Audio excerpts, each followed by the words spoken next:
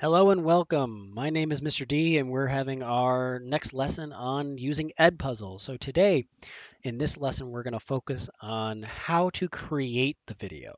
Let's say you want to make your own custom one from a YouTube clip or some YouTube video. So we're going to get started here, okay, and log ourselves in.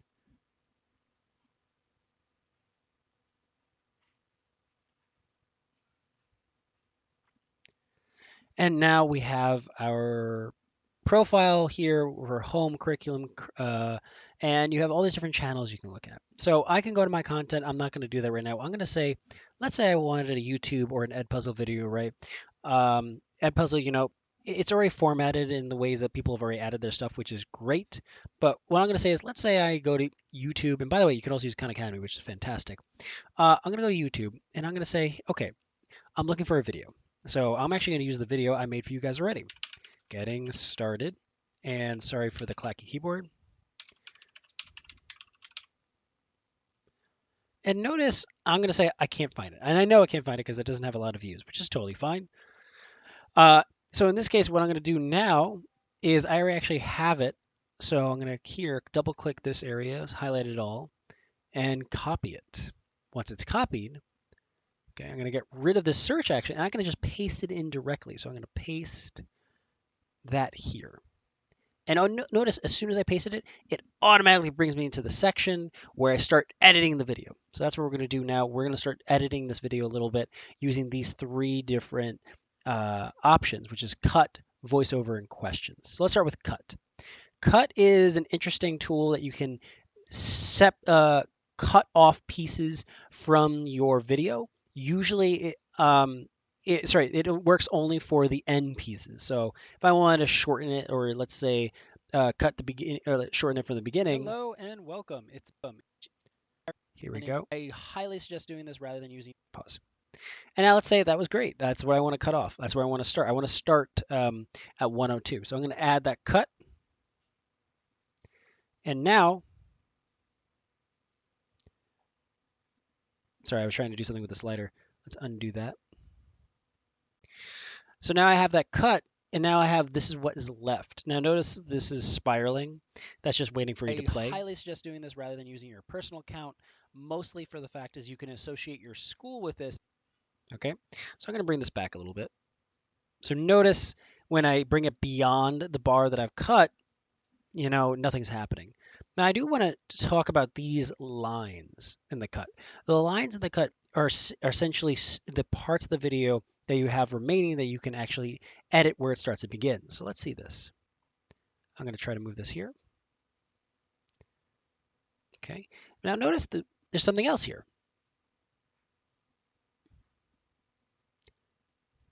Right? What is this here? This part is just telling you essentially where that cut was made in the original video. I'm presuming, because if I do one here, if I add the cut, right?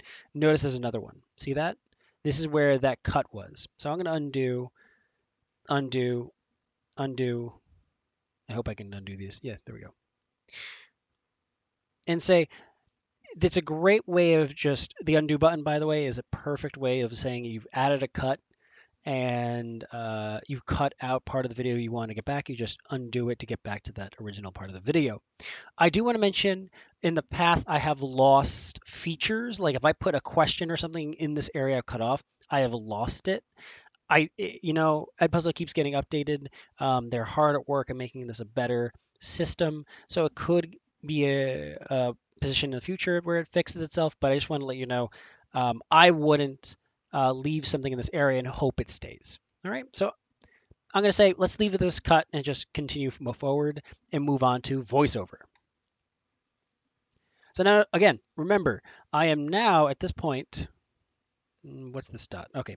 I am now at this point a shorter video because I cut off a piece of it. So now with what is remaining, I can do a voiceover.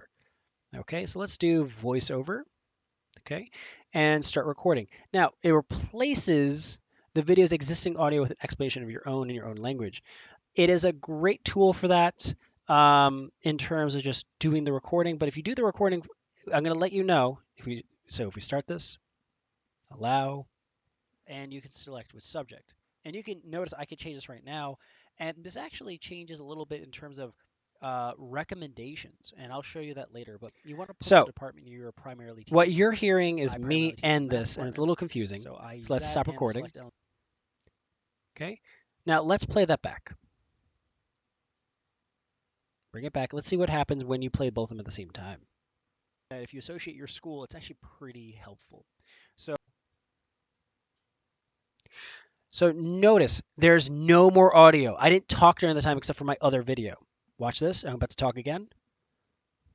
So what you're hearing is me end this, and it's a little confusing. So let's stop recording. So I use that and the select LMS. So essentially the recording does an overlay for a certain part of the video. It cuts that audio out. You put that audio in, and let's say you don't like it anymore. You can just get rid of it, delete it. And that audio is still there. So here, I have replaced part of this. You want to put the department you're primarily. So notice the audio is still there of the original content. This has a great feature. I haven't really used it much in the past, but I do plan on using it again more in the future because I think it's a great tool to just say, hey, this is a snippet where I want to add a different voice over this part. I think of it like commentary for a scene in a movie or, when you're looking at the behind the scenes. Okay. All right. So last piece, the questions. Now, questions, I love this section. These elements are amazing. So the multiple choice, these is graded automatically when you make them. And you can also use LaTeX for math equations if you wanted. You could also import images. Like this is a fantastic feature. So let's say I wanted a question here saying, here, if I use multiple choice, I can start typing a multiple choice question. This is the inserting equation portion, and I can just type it out and say, this. I can say, which department are you in? No, sorry, that's not a great question for multiple choice, is it? Which department is Mr. D in? And so here, math. I can't write. Science. And now I can add more, and I add another choice. Language. Okay, and the students will not see this. You can also randomize how it's shown, but it's automatically graded when you set up your class correctly. Okay, so now let's say, okay, you know what? I didn't want this in multiple choice. I did want this as a. So if I wanted to switch from multiple choice, I would go to open-ended question. We could do note in a little bit, but let's do open-ended question first. So if I do open-ended question, this is where a student can answer this question and leave it in paragraph form or sentence form, whatever that you'd like, and essentially they would just respond to this one. Which department is Mr. D in, and let them answer it.